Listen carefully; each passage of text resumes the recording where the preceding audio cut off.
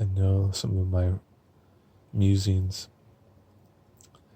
And it helps me to verbalize it too, because I don't get that a ton. And often, even I think that can be a tricky thing too, because it's like, who do you go to for advice on these things? There's very few people out there um, that live like me, close enough to how I live. There's a spectrum, and I take little tidbits from all these people that are on that spectrum. And sometimes I maybe lean too much on certain people's just because they live like me, and maybe I've known them and we have a great bond, but um, we just come from different worlds too, and kind of accepting that I can't, even with Suelo, it's like you can't just not necessarily clone yourself and be this other person to the T, and because they have a whole different background, whole different upbringing, set of skills when they started this endeavor, even. Um, because even I think when Suelo went 15 years without money, it was I think in the early 40s, which is where I am now. And then like prior to that, they were doing a mixture of things and kind of slowly easing into it for like their 30s, and working also as like a social worker and other things. Um, so yeah, but it's like I said, it's like when I compare my options, and most of this conversation I'm having here is obviously rethinking the monastic route, especially the Plum Village tradition, because I think of Abhayagiri, and I love their donation based system, and even some of their more hardcore stuff. Like the monks really can't handle money; it's all through. They can't even drive. It's like that sounds kind of nice. Like I really am adverse to that. um, and they live, even probably more simply than the monks at Deer Park. Clearly, the monks at Deer Park have electric bikes, which is like pretty fancy. They were gifted those, you know. But in the same way, it's not necessarily about being hardcore, because I also get this sense from what I know of Abhayagiri that it's like it's even more alien, because as an aesthetic, as an ascetic, you reject this, and this, right? You let go of this, and this, and I don't know if that's like such a thing for me even, but and honestly, I'm not even sure they're cut off. So, and my one other thought too was like I would be a friend to these places, and I could maybe show up and like plug in for free, and that's the thing you can do at Abhayagiri and other places. But then once again, you're sort of in the temporarily stay situations, which might be okay, but am I this like traveling man? Not really, you know? And that even comes into where I'm realizing like whatever neurodivergence I have, I've been masking or whatever they say. And even when I went in to get tested for ADHD over 10 years ago and it came back inconclusive, I often thought, is the ADHD masking like autism spectrum or something? I don't know.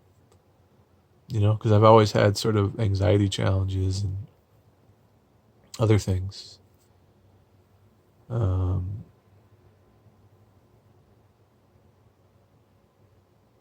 but yeah, it's just a curious thing, and because like even when, like I said, in Portland, I didn't really travel much, even though I had like this nice rooted in place, and I could have launched out in the summers or whatever and came back. But there's just something in me that's like not very comfortable with that, and I know that's like a fear point perhaps to push through, And I've pushed through a lot of anxiety and fear points over the years. It's like, good Lord, give yourself some credit, because like, who else is gonna do this kind of thing? If I really had severe neurodivergency, which I don't think I have. I don't think it's severe. I just think I've been touched by it in some ways. Like, there's no way that you could do the things I've done, I think, if you're really like plagued by it, like some people are. But then again, on the same token, I've said too that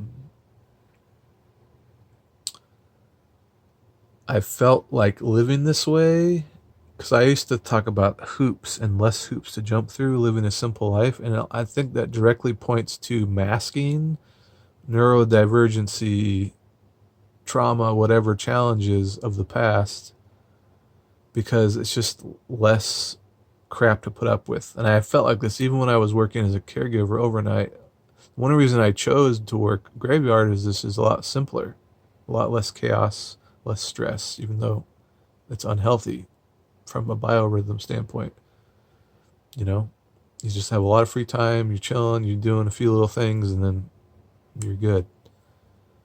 And so I've always felt this going back to college, working random little side gig jobs, which are okay, but it's just like this work aversion because of all the baloney. That's part of it. That is part of why I'm living simply. It's like, I don't know how to joyfully bring in money for the most part. There's a few things, like I said, and this is the conundrum that a lot of us face. How do we joyfully bring in money and survive under the system? And a bunch of people just have to work random gigs or even like sell their bodies on OnlyFans or something horrific. It's just like, it's so sad the way that we have to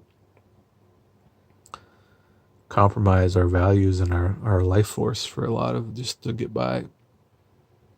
Or people just selling trinkets,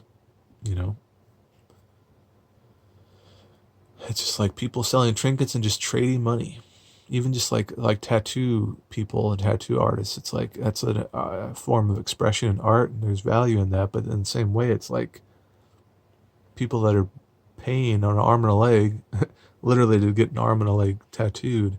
It's like, if they thought, why don't I just save this hundreds of dollars and work part-time or whatever, like totally revamp your whole deal. But so much of these money flows and money streams are just like disposable income frivolity.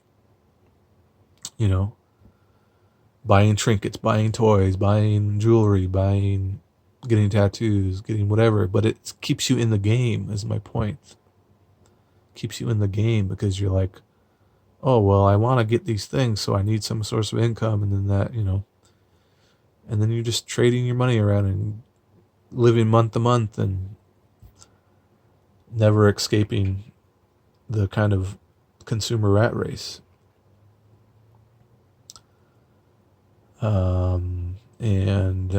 I've kind of escaped it to some degree, but it's so pervasive that no one can really escape the system,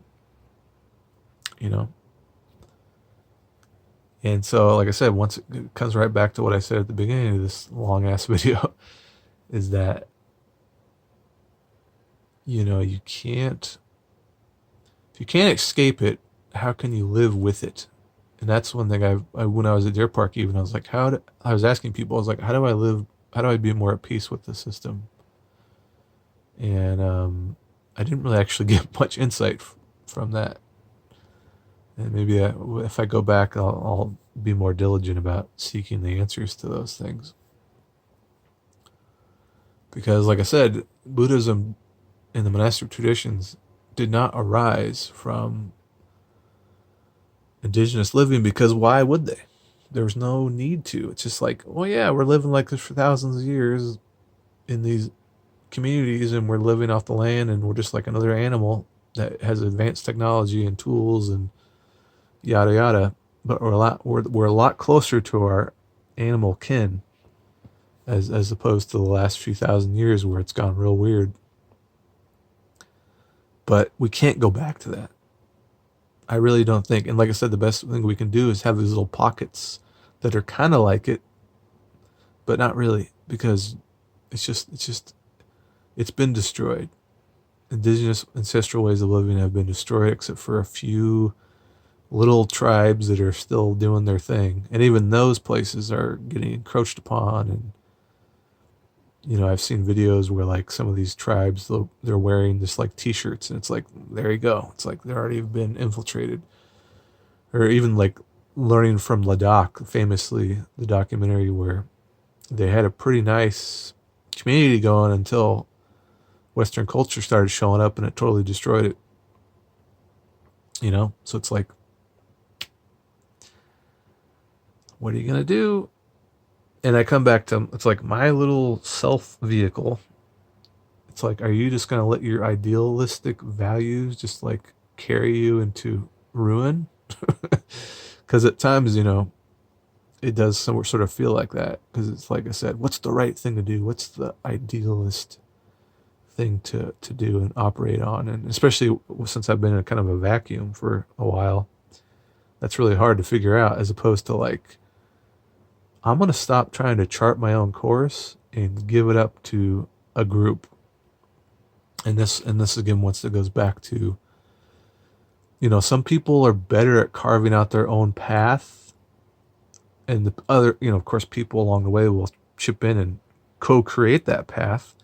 But some people are just seemingly better at that, and they've either cultivated it, like Suelo or my other good buddy Goose. They've cultivated those skills over a number of years, and they just have this makeup where it's like, as a mostly solo-ish person, I'm going to carve this path with help, but still, it's solo-led, as opposed to me, which I think I've been more communally focused. I was even in a fraternity in college. But the problem with this world, it's the double-edged sword of autonomy is really challenging, I think. And I remember talking about this back in my community house a few times. It's like, it is a very underrated point of suffering, of the choicefulness that a person has. And this is a byproduct of our culture too, where it's like, figure it out. You can figure it out. Oh, great. You have all the tools to figure it out. And of course, if you partner up with somebody, then you become a joint partnership effort, and that is different too, and that can be more beautiful and supportive, because it's not like you have to figure it out yourself. You're in partnership. And I don't think that's for me, for a lot of reasons. That's even another reason why I was very curious about Deer Park, because it's like you're putting all that in the Sangha. It's like the ultimate polyamorous relationship where you're platonically married to, it's like 60 monks and nuns, basically, in a brotherhood and sisterhood. And it's very radical, because the other ways of relating, right? You get married, you do the kid thing, the nuclear family, that's not great. Or you do the poly thing, or the solo poly, or the relationship anarchy thing, where people are coming and going in and out of your life, and whatever, it can be a little chaotic, right? All that processing, coming and going, and the hurt, and it's like, geez.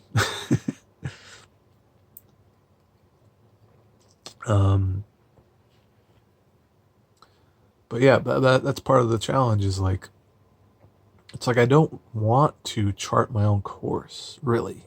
And I think that's been part of my issue, is because I chose this route. And even, what's funny, like when I go back to the early days of how I even got started on this, I didn't get started on this in like an organic way, really. Even though it shifted into that. I got started on this because I was working graveyard. And I was married even. And so I was trying to live more simply. And then that snowballed, and then I got divorced, and that kind of opened me up to living very, very simply, because you can't do that when you have a wife and a doggo kid. So that snowballed into like all this stuff. And then like I met my root teacher, Satya, and other people in Portland that were living a lot closer to me. They were just like, coming out of the woodwork. your vibe attracts your tribe and all that. And then I learned from them and took pointers, and yeah. And some of them are still doing this and replicating it and seemingly okay. And some of those people are still in Portland for a reason. Like my buddy Russell, as far as I know, is still up there because it's like you don't leave the monastery if you're a mendicant. is the lesson here.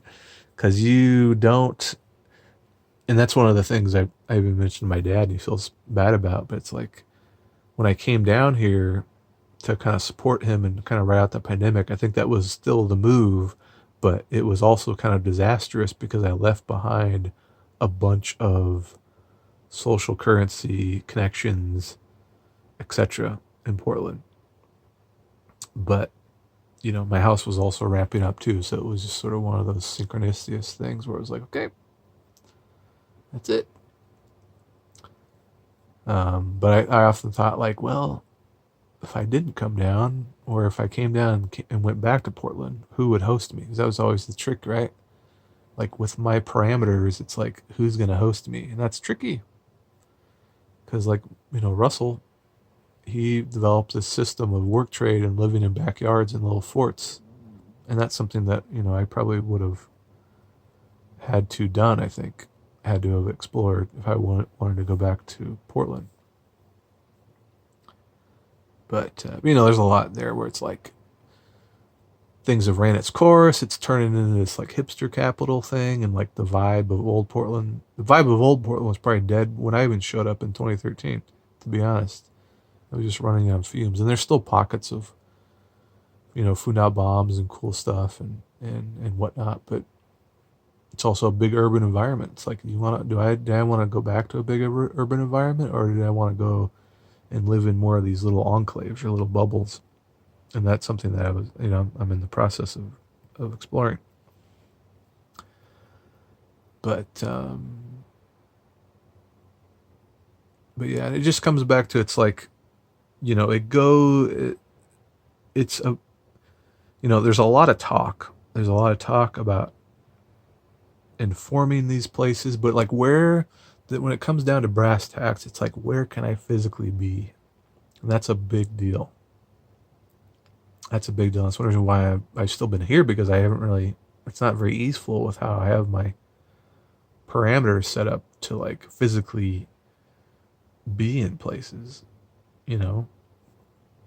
It's a little tricky. And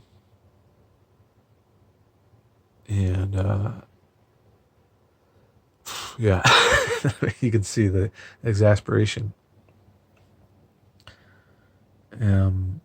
Because it's like even like a lack of clarity. It's like when you can exist in like a dozen different intentional type communities, like what you know, how do you even know which one to plug into, or which one was calls to you enough to stay,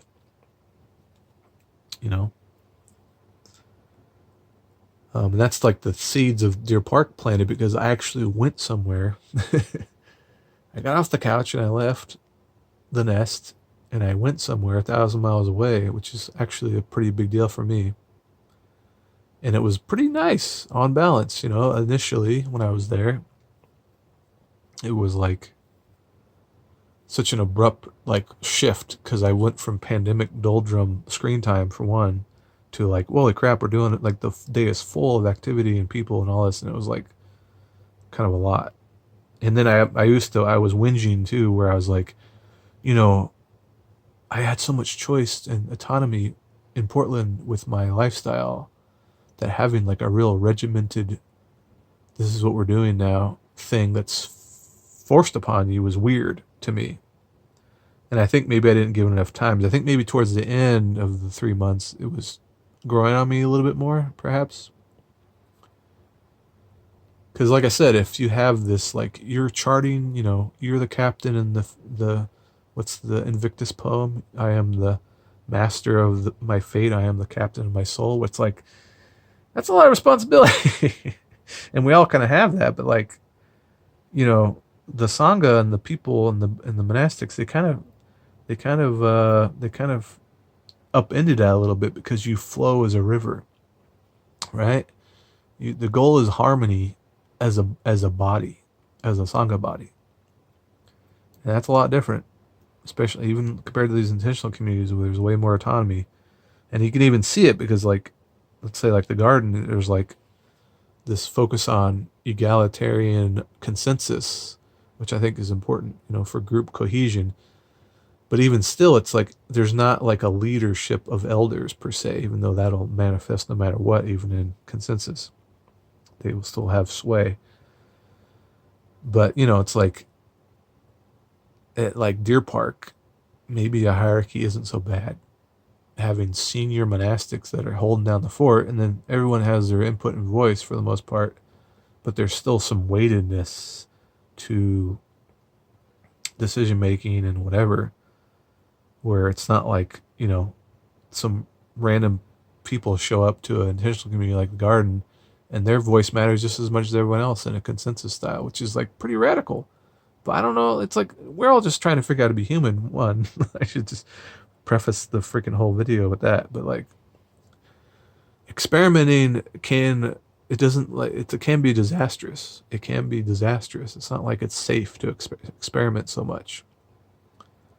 And that's what I've been doing for the last 10 years, but sometimes at the cost of my own well-being, I think, because I've been outside of the lanes of so much that it's just kind of funky sometimes, and I was on that walk there with my dad. I was talking about, I was like, maybe Deer Park actually can rein me in a good way. It can give me structure and support, obviously, and guidance. And even the thing is, what's interesting is I haven't even talked about it. It's like when you talk about these intentional communities as options, it's like they don't really come with the Eightfold Path, for God's sakes, right?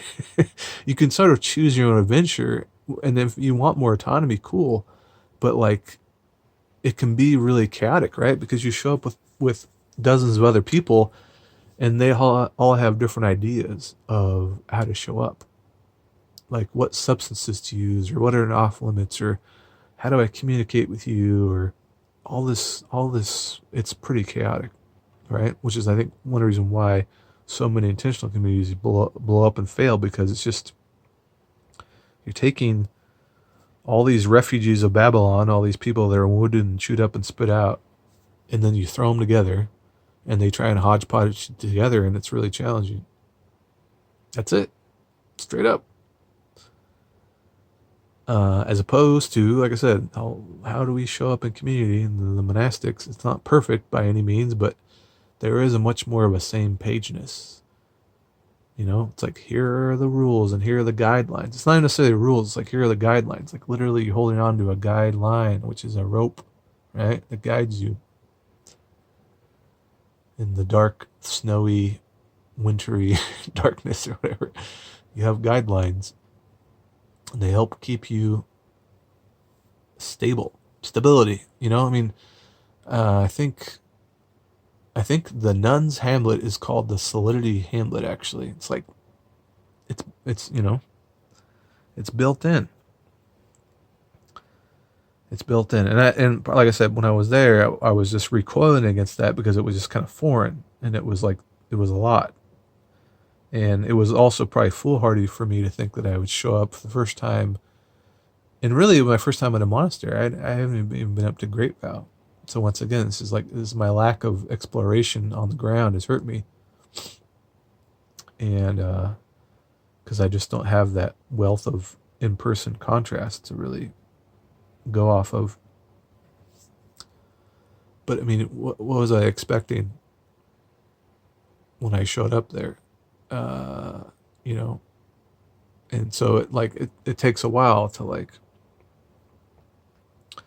acclimate and figure out the routines, but the whole time, like, your mind's like battling, like, I'm used to this freedom, and I'm used to this stuff in Portland, and I'm used to this, and I'm used to this, and I'm used to this, all over and over again, and you see that even when I did my little 5 pointers of leaving thing, which I was probably premature on, because I think what I realized is, like, in hindsight, I think I should have gone through with the aspirancy process, or even asked the question of, like, if I go through with, if I start this process and I don't continue, are you all going to be mad at me or something?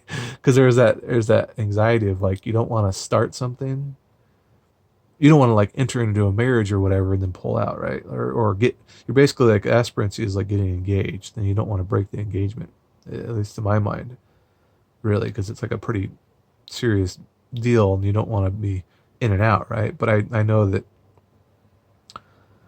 one of the guys I was there with, Andrew, and even another guy too, well, I think Andrew for sure started the official aspirancy process and then pulled out. But they just ordained, so they went back in this last year. So it's like, it's doable, you know? And even like, then just in closing, like, I think I used to think that I arrived at Deer Park kind of inorganically, but I don't know. Like, I think there's a reason, especially given everything I've said.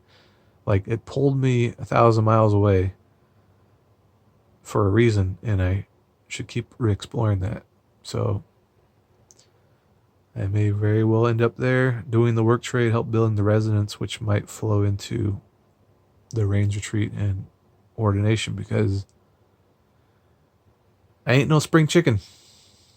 And there's a practical nature of just looking out for yourself as opposed to trying to uphold some kind of ideal.